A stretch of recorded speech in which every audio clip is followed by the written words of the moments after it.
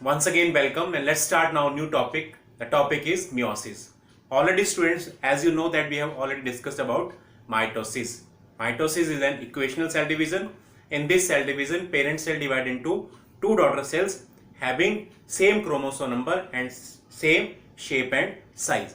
But in case of meiosis, students, first of all it occurs only in diploid sales. Mitosis दोनों cell में हो जाती है, haploid में भी हो जाती है और डिप्लॉइड में भी होती है.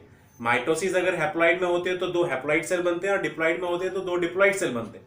बट मियोसिस स्टूडेंट सिर्फ डिप्लॉइड सेल्स में ही होती है और इसमें एक समय पे जब पेरेंट सेल डिवाइड करेगा तो 4 डॉटर सेल बनेंगे. So let us see students, first of all who had coined this term. So students, this term is coined by Farmer and Moore in 1905. किसने कॉइन करी थी? That is Farmer and Moore in 1905. Let's see the definition. First of all, student, meiosis or meo means to lessen. Lessen मतलब कम करना. So कम करना because इसमें chromosome number कम हो जाता है, इसलिए the term is used to lessen. So hence meiosis is double division. इसमें दो sequential divisions होते हैं, आगे बात करेंगे. In which diploid cell में ही होती है सिर्फ ये, haploid cell में नहीं होती. From 4 haploid daughter cells. So meiosis is to lessen, hence meiosis is double division in which diploid cell form 4 daughter cells each having half the number of chromosome. तो ये बहुत इंपॉर्टेंट बात समझनी है आपने. ये डिप्लॉइड सेल में ही होती है और इसमें पेरेंट सेल डिवाइड करेगा तो 4 डॉटर सेल बनेंगे, लेकिन 2 डबल डिवीजन रहेंगे, उनके दौरान बनेंगे ये 4 डॉटर सेल्स जो हम आगे देखेंगे. Now student, as the chromosome number get half, क्योंकि क्रोमोसोम नंबर आधा रह जाता है, इसलिए इस ओवरऑल सेल डिवीजन को क्या कहते हैं? That is reductional cell division. So reductional cell division क्यों कहते हैं? क्योंकि क्रोमोसोम नंबर डॉटर सेल में हाफ हो जाता है. जबकि माइटोसिस को क्या कहते थे? इक्वेशनल सेल डिवीजन, क्योंकि माइटोसिस में क्रोमोसोम नंबर सेम रहता है. Next student, meiosis involves 2 sequential cycles of nuclear and cell division. 2 division की बात कर रहे हैं, 2 सीक्वेंशियल साइकिल्स होते हैं एक के बाद दूसरा, and these sequential cycles are called meiosis 1. Meiosis 1 is reductional and meiosis 2. Meiosis 2 is equational. ये जो 2 सेल डिवीजन होंगी मियोसिस के अंदर, मियोसिस 1 और मियोसिस 2, इनमें पहली रिडक्शनल है, दूसरी इक्वेशनल है, लेकिन ओवरऑल जो रिजल्ट आएगा दैट डॉटर सेल्स का क्रोमोसोम नंबर हाफ है. तो ओवरऑल हम ये कह सकते हैं कि मियोसिस ओवरऑल क्या है? रिडक्शनल सेल डिवीजन है. But only single cycle of DNA replication. तो हो तो 2 डिवीजन रही है मियोसिस 1 एंड मियोसिस 2, लेकिन रेप्लिकेशन जो डीएनए की है वो सिर्फ एक बार ही होगी, वो मियोसिस से पहले, वो 2 बार नहीं होगी. तो क्या लिखा हमने? That meiosis involve 2 sequential cycles of nuclear and cell division, that is meiosis 1 जो रिडक्शनल है एंड मियोसिस 2 जो इक्वेशनल है, बिल्कुल माइटोसिस की तरह. But only single cycle of DNA replication. DNA replication एक ही बार होगी. तो याद रखेंगे, मियोसिस में हम डिस्कस करेंगे 2 सेल डिविजन के बारे में जो मियोसिस का हिस्सा है, that is first meiosis 1 and second meiosis 2. Now students, let's take an brief idea about meiosis from this flow chart. So meiosis is student is double division and having meiosis 1 and meiosis 2. meiosis 1 में 1 को हम Roman number से represent करेंगे और 2 also with Roman number, natural number से नहीं लिखेंगे, normal number से रिप्रेजेंट करेंगे. So meiosis 1, meiosis 2. meiosis 1 is comparatively longer as compared to meiosis 2 student, because if you see meiosis has 4 stages: prophase 1, prophase 1, metaphase 1, anaphase 1 and telophase 1. And in meiosis 1, prophase 1 is quite long. It takes a long time. So meiosis 1 और meiosis 2 में बात करें तो meiosis 1 लंबी होती है, क्योंकि इसका जो prophase 1 है इसकी अपनी बहुत सारी स्टेजेस हैं. That's why it is quite longer as compared to meiosis 2. So meiosis 1 में prophase 1 has lactotine, zygote, pachytine, diplotin and dikinesis stage, which we will discuss later. So prophase 1 अपने आप 5 stages में डिवाइड है: लैक्टोटीन, zygotin, pachytine, diplotin and dikinesis. फिर metaphase 1 आएगी, फिर anaphase 1, फिर telophase 1. और टीलोफेज खत्म होने के बाद स्टूडेंट साइटोकाइनेसिस नहीं होते. यहां पर साइटोकाइनेसिस के चांसेस बहुत कम रहते हैं, इट मे और मे नॉट अकर. एंड फिर एकदम से शुरू हो जाएगा मियोसिस 2. और मियोसिस 2 की क्या क्या स्टेज? दैट इज प्रोफेस 2, 2 लग जाएगा साथ में प्रोफेस, अगर प्रोफेस के साथ 2 लगा तो means we are talking about meiosis 2, then metaphase 2, फिर एनाफेज 2, फिर टीलोफेज 2, और टीलोफेज 2 के बाद फाइनली फिर होगा cytokinesis, that is division of cytoplasm. Student, meiosis 1 की टीलोफेज 1 और मियोसिस 2 की प्रोफेज 2 के बीच का जो ड्यूरेशन है दैट इज कॉल्ड इंटरकाइनेसिस और इंट्रामियोटिक इंटरफेस। इंटरकाइनेसिस और इंट्रामियोटिक इंटरफेस, इसमें क्या होता है, रेप्लिकेशन तो नहीं होती डीएनए की, रेप्लिकेशन सिर्फ एक बार होती है मियोसिस 1 से पहले बस, फिर नहीं होती। लेकिन आगे मियोसिस 2 के लिए कुछ प्रोटीन चाहिए, वो प्रोटीन सिंथेसिस होते हैं इस फेज में, as well as there is a duplication of centrioles, duplication of centriole भी होती है, लेकिन डीएनए की रेप्लिकेशन नहीं होती। किसमें? इस इंटरकाइनेसिस और इंट्रामियोटिक इंटरफेस में। क्या है? It is the phase between telophase 1 of meiosis 1 and prophase 2 of meiosis 2. Here there is synthesis of RNA and protein and duplication of centrioles, but there is no duplication of DNA. Duplication DNA की सिर्फ एक बार ही होती है, that is in interphase that occurs before meiosis 1. और finally फिर सारी stages जब हो जाएंगी meiosis 2 की, then karyokinesis 2 will be over, nucleus division पूरा हो जाएगा, फिर then finally cytokinesis will be there, and in this way एक पेरेंट सेल से जो यहां से शुरू हुई मियोसिस 1, लास्टली 4 डॉटर सेल्स बनेंगे, 4 हैप्लॉइड सेल्स। और एक बात और याद रखेंगे, जो मियोसिस 1 होते हैं इसमें क्रोमोसोम नंबर हाफ हो जाता है डॉटर सेल्स का, so it is called reductional cell division, जबकि मियोसिस 2 में क्रोमोसोम नंबर माइटोसिस की तरह सेम रहता है, इसलिए मियोसिस 2 जो है it is equational cell division. So याद रखेंगे मियोसिस 1 रिडक्शनल है क्योंकि क्रोमोसोम नंबर इसमें हाफ हो जाता है सेल्स का, और मियोसिस 2 रिडक्शनल और मियोसिस 2 इक्वेशनल है बिकॉज इसमें क्रोमोसोम नंबर सेम रहता है। So now we will start with the meiosis 1. First of all we will start with prophase 1. We see now prophase 1, it has 5 substages. First leptotene, leptotene के बाद zygote, then zygote leads into pectine, pectine के बाद diplotin, and diplotin leads into dikinesis. So how many substages prophase 1 has? That is 5 substages and they occur in sequence. So let's start with the first substage, that is leptotene. Leptotene में क्या होगा student? There is condensation and coiling of chromatin threads, जिससे क्या बन जाएंगे chromosomes, and chromosomes are well visible under microscope.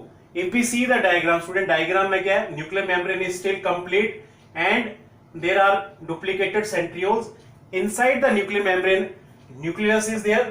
Beside this, student, I have taken in meiosis 1, to understand meiosis 1, 4 chromosomes.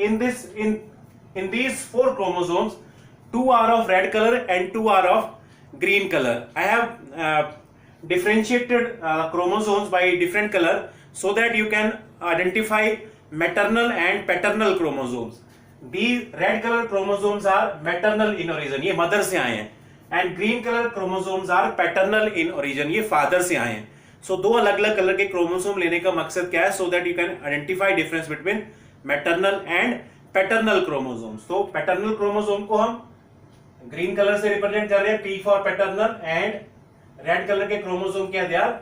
Maternal chromosome in origin, ये mother से आए, ठीक है, और ग्रीन कलर के that are paternal in origin, they come from father. So F is for father, M for mother. So हमने total 4 chromosome लिए हैं. Next student, let's see now the second stage after leptotene, that is zygotene. Zygotene, zygote. Zygote कैसे बनता है? 2 cell के fusion से. तो यहां भी जाइगोट का कुछ रिलेशन है 2 टर्म से. कैसे? अब क्या होता है in zygotene stage students, homologous chromosome start pairing. अब ये थोड़ा सा कंसेप्ट हमें समझना पड़ेगा. यहां पर हम क्या है? डिप्लॉइड ऑर्गेनिजम्स हैं, वी हैव डिप्लॉइड सेल्स. और डिप्लॉइड सेल्स में क्या होता है स्टूडेंट्स? सपोज ये ग्रीन कलर का स्केच है, this is the chromosome from father, and this is the red colour sketch, chromosome from mother. Now these are, suppose this is a chromosome number 1 of mother, this is a chromosome number 1 of father. So these are homologous chromosomes. In the zygotine what happened? Leptotene में तो क्या थे? दोनों अलग अलग थे. Zygotine stage में क्या होगा? इनकी पेयरिंग हो जाएगी. They will reach near to each other. दोनों एक दूसरे के पास आ जाएंगे, पेयरिंग हो जाएगी इनकी. इस पेयरिंग को सिनेप्सिस कहते हैं. सो होमोलोगस क्रोमोसोम की पेयरिंग होगी यहां पर. अब 2 क्रोमोसोम हैं यहाँ पर, and these two chromosomes are called bivalents. जब दो क्रोमोसोम आपस में पास आ जाते हैं तो प्रोसेस को कहते हैं सिनेप्सिस, और उन दोनों क्रोमोसोम को क्या कहेंगे, बाइवेलेंट्स। अब स्टूडेंट अगर क्रोमोसोम में देखें, क्योंकि क्रोमोसोम थिक हो चुके हैं, तो एक क्रोमोसोम का स्ट्रक्चर ऐसे है। सपोज मैं मदर का क्रोमोसोम ड्रॉ करता हूं यहां पर, जैसे मदर क्रोमोसोम, बीच में क्या है यहां पर, दैट इज सेंट्रोमियर। अब ऐसे ही अगर फादर के क्रोमोसोम को देखें स्टूडेंट, ये फादर का क्रोमोसोम है, और बीच में क्या आ जाएगा यहां पर, दैट इज सेंट्रोमियर। अब in mother chromosome these are called chromatids. एक मैच्योर क्रोमोसोम में दो क्रोमैटिड्स होते हैं, and these are sister chromatids. इनको क्या कहेंगे, सिस्टर क्रोमैटिड। एक क्रोमोसोम के जो क्रोमैटिड्स होते हैं ना, सिस्टर क्रोमैटिड्स कहते हैं। तो ये भी सिस्टर क्रोमैटिड्स हुए, एक इसके फादर क्रोमोसोम। और दो अलग अलग होमोलोगस पेयर के मदर और फादर के क्रोमोसोम के जो क्रोमैटिड्स होते हैं, जैसे एक रेड वाला है ग्रीन वाला, इनको कहेंगे नॉन सिस्टर क्रोमैटिड्स। तो दो होमोलोगस क्रोमोसोम के जो क्रोमैटिड्स हैं वो नॉन सिस्टर क्रोमैटिड्स, और एक ही क्रोमोसोम के जो क्रोमैटिड्स होंगे उन्हें क्या कहेंगे, that is sister chromatids. So let's see what is written in theory here.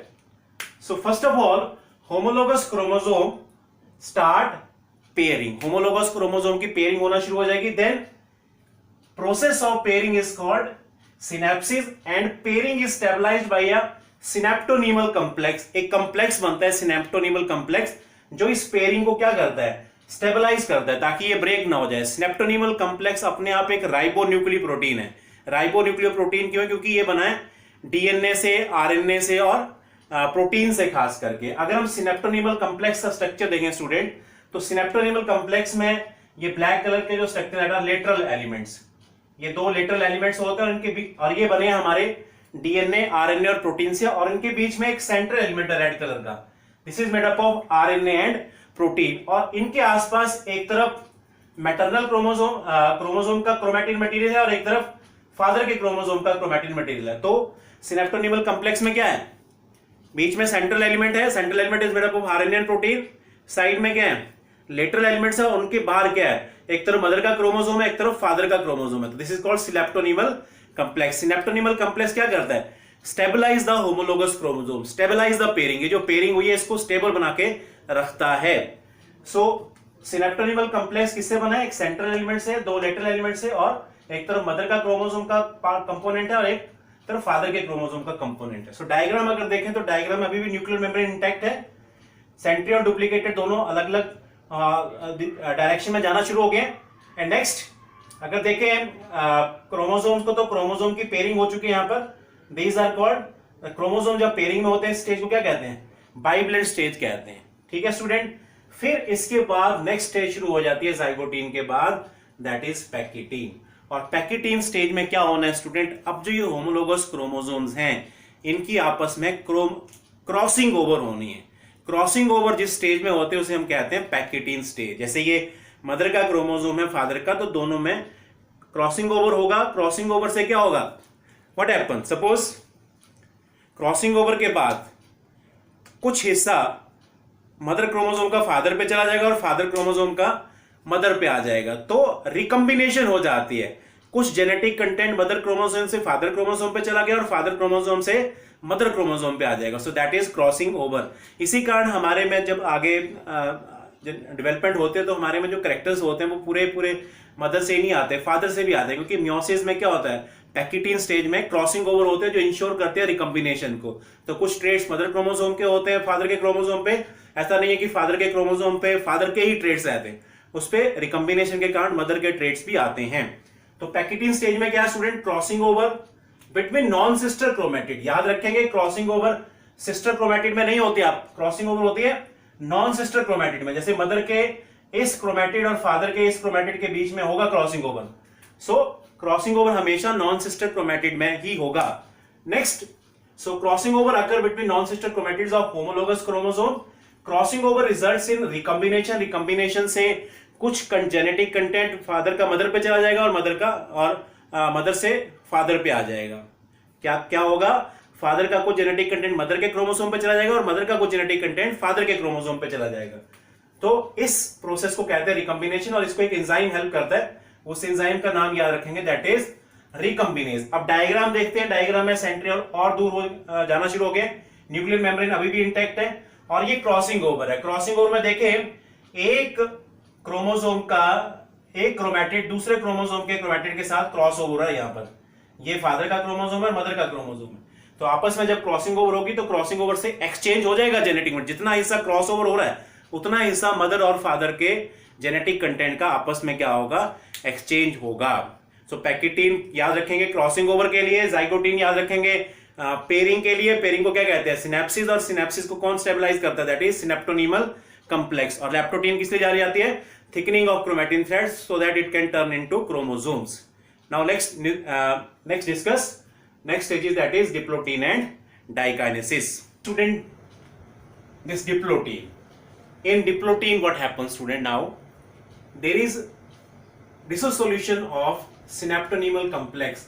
Synaptonymal complex dissolve होना शुरू हो जाता है, and finally what happens, that homologous chromosomes start to get separate except at the site of crossing over. Crossing over एक जगह रह जाती है जहां पर वो जुड़े रह जाते हैं, बाकी जगह पे they get start to separate. Suppose पहले ऐसे थे पैकेटीन स्टेज में, now as diplotin state start they get start to separate but except at the site of crossing over now they are still attached. और जब crossing over side पे attach रहते हैं तो एक एक्स शेप स्ट्रक्चर बनते हैं, इन एक्स शेप स्ट्रक्चर्स को हम कहते हैं चाइस्मेटा। तो इन जगह पे स्टिल दे आर अटैच्ड, बाकी बीच में से they are getting now separated. क्यों, because due to dissolution of the synaptonemal complex, क्योंकि सिनेप्टोनीमल कॉम्प्लेक्स ही वो कॉम्प्लेक्स है जिसने उन्हें आपस में जोड़ के रखा था।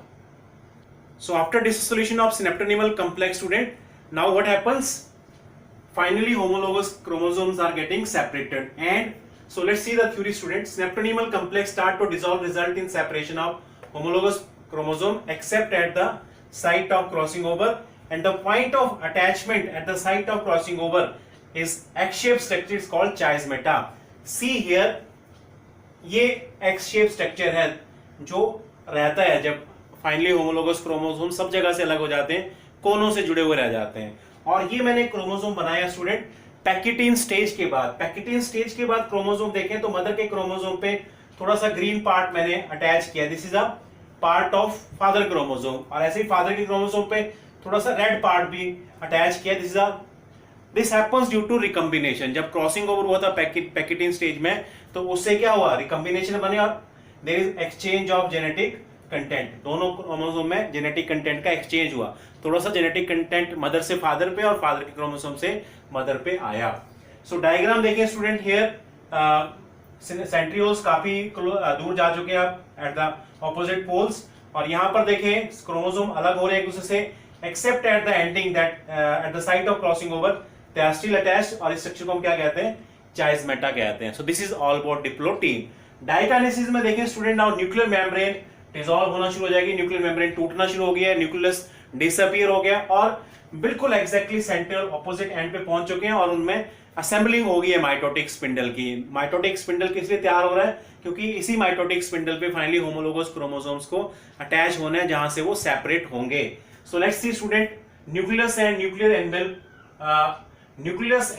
एंडल ब्रेकडाउन, न्यूक्लियर एंडल टूटना शुरू हो जाएगी, spindle assembles to prepare homologous chromosome for separation, spindle mitotic बनना शुरू हो गया जो होमोलोगस क्रोमोसोम पे वहां पर अटैच करेंगे ताकि वहां से वो फाइनली एक दूसरे से अलग हो सके।